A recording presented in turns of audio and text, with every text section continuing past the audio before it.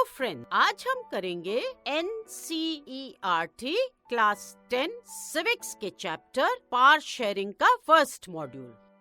Chapter में हम पढ़ेंगे कि पावर शेयरिंग क्या होती है, इसके फीचर्स क्या हैं, ये कहाँ है और इसके डिफरेंट फॉर्म्स क्या हैं। इस चैप्टर को हमने छोटे छोटे मॉड्यूल्स में डिवाइड किया है ताकि आपके सारे कॉन्सेप्ट्स क्लियर हो जाएं। तो हर कमेंट्री को ध्यान से सुनिए और समझिए, फिर उसके बाद उस पर बेस्ड क्वेश्चंस आंसर कीजिए। हम आपको अश्योर करते हैं कि आप इस चैप्टर को बहुत कम समय में समझ पाएंगे और इस पर बेस्ड कोई भी क्वेश्चन आंसर कर सकेंगे। तो चलते हैं और शुरू करते हैं आज का मॉड्यूल। आज हम पढ़ेंगे फर्स्ट मॉड्यूल जो है बेल्जियम के बारे में। तो चलिए शुरू करते हैं हमारा आज का मॉड्यूल। तो सबसे पहले समझते हैं कि पावर शेयरिंग है क्या। आपने डेमोक्रेसी के बारे में तो पढ़ा है और आप जानते ही हैं कि डेमोक्रेसी में सारी पावर्स गवर्नमेंट के किसी एक ऑर्गन के पास नहीं होती, वो डिवाइडेड होती हैं बिटवीन द लेजिस्लेचर, एग्जीक्यूटिव और जुडिशरी, और इसी को पावर शेयरिंग कहते हैं। सही तरीके से पावर शेयरिंग डेमोक्रेसी के लिए बहुत इम्पोर्टेंट है। तो बताओ पावर जो है वो किन 3 ऑर्गन्स में डिवाइडेड होती है, बताओ। हाँ, एग्जीक्यूटिव, लेजिस्लेचर एंड जुडिशरी। तो ये समझने चलते हैं अब कि एग्जीक्यूटिव, लेजिस्लेचर और जुडिशरी के रिस्पॉन्सिबिलिटीज और फंक्शंस क्या है। बहुत शॉर्ट में समझेंगे। तो जो मेन फंक्शन है of a legislature in a state is to make laws that apply to the state। तो legislature का क्या काम है, सोचो बताओ। अभी तो करा है हमने। हाँ, the function of a legislature in a state is to make laws। laws बनाने का काम। और कौन से laws? that apply to the state। अब executive का क्या function है, main function? the main function of the executive is to enforce the law and order in a state। तो जो law और order है उसको enforce करने का काम होता है executive का। और जो judiciary है has the responsibility to apply the laws to specific cases and settle disputes। तो ये हो गए हमारे लेजिस्लेचर, एग्जीक्यूटिव और जुडिशरी। और इनके बारे में तो आपने पिछले क्लासेस में बहुत अच्छे से पढ़ा है, तो ये बहुत आसान होना चाहिए। तो ये तीनों ब्रांचेस जो हैं वो पावर शेयर करती हैं। तीनों ब्रांचेस में से कोई भी ब्रांच ज्यादा या कम पावरफुल नहीं होती है। तीनों ब्रांचेस सुप्रीम होते हैं within their area of power. So हर एक सुप्रीम होता है अपने एरिया ऑफ पावर में। तो अब थोड़ा आगे बढ़ते हैं। इस मॉड्यूल में हम बेल्जियम की स्टोरी के बारे में पढ़ेंगे। इस स्टोरी में बताया गया है कि democracy demand for power sharing को कैसे हैंडल करती है। क्या पढ़ेंगे? हम पढ़ेंगे स्टोरी ऑफ बेल्जियम, जहां हम ये पढ़ेंगे कि डेमोक्रेसी जो है वो डिमांड फॉर पावर शेयरिंग को कैसे हैंडल करती है। और साथ ही हम पढ़ेंगे नीड फॉर पावर शेयरिंग, और आगे फिर हम पढ़ेंगे फॉर्म्स ऑफ पावर शेयरिंग। तो सबसे पहले हम आपको बताना चाहेंगे कि हम इन कंट्रीज के बारे में क्यों पढ़ रहे हैं। तो क्वेश्चन है ना कि हम इन कंट्रीज के बारे में क्यों पढ़ रहे हैं, बेल्जियम के बारे में क्यों पढ़ रहे हैं। सभी कंट्रीज का पॉलिटिकल सिस्टम अलग होता है और हर कंट्री अपनी प्रॉब्लम्स को अलग अलग तरीके से हैंडल करती है। और इसी वजह से जब हम सिविक्स पढ़ते हैं तो दूसरी कंट्रीज की सिमिलर सिचुएशंस को भी पढ़ते हैं। इससे क्या होता है, इससे हमें कॉन्सेप्ट्स भी क्लियरली समझ आते हैं और डिसीजन मेकिंग जो है वो भी बहुत आसान हो जाता है। तो शुरू करते हैं, कहाँ से, किस कंट्री से? बेल्जियम से। बेल्जियम जो है यूरोप की एक छोटी सी कंट्री है। कितनी छोटी बताओ? हमारे हरियाणा से भी छोटी। और बेल्जियम शेयर करती है अपने borders with Netherlands, Germany and Luxembourg. मतलब बेल्जियम इन 3 कंट्रीज के बीच में सिचुएटेड है। अब जो इसकी पॉपुलेशन है वो है 1 करोड़ से थोड़ी ज्यादा। कितनी है? 1 करोड़ से थोड़ी सी ज्यादा, मतलब हरियाणा की पॉपुलेशन से आधी। अब पॉपुलेशन तो बहुत कम है, मगर इस कंट्री का एथनिक कॉम्पोजिशन बहुत कॉम्प्लेक्स है। क्या कॉम्प्लेक्स है? Ethnic composition. किसका? पॉपुलेशन का। अब ये एथनिक क्या होता है? एथनिक का मीनिंग है सोशल डिवीजन, जो बेस्ड होता है ऑन शेयर्ड कल्चर। और जो पीपल सेम एथनिक ग्रुप को बिलोंग करते हैं वो बिलीव करते हैं कि वो एक ही डिसेंट के हैं, मतलब जो उनके फादर्स फोर फादर्स थे वो कॉमन थे, तो वो सभी एक ही डिसेंट के हैं। उनके फिजिकल फीचर्स एक से हैं, मतलब शक्ल सूरत वो सब एक से हैं, चाहे उनका रिलीजन और नेशनैलिटी अलग भी हो। तो एथनिक ग्रुप क्या हुआ?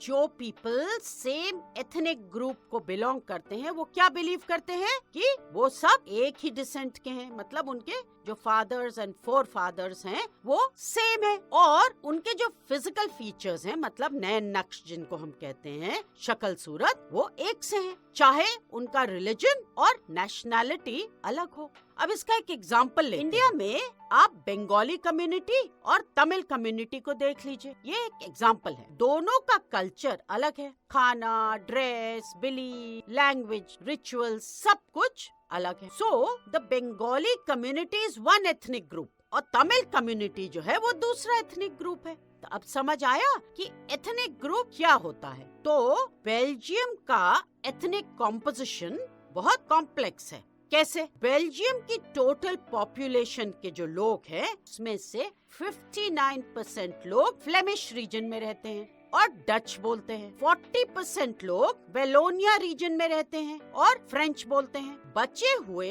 1% लोग जर्मन बोलते हैं। तो ये हो गया बेल्जियम का एथनिक कॉम्पोजिशन, है ना कॉम्प्लेक्स।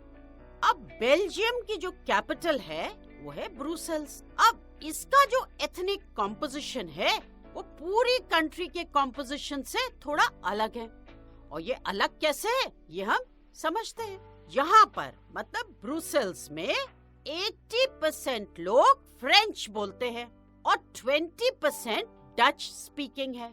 तो अब ये बताओ ये कैसे डिफरेंस हुआ?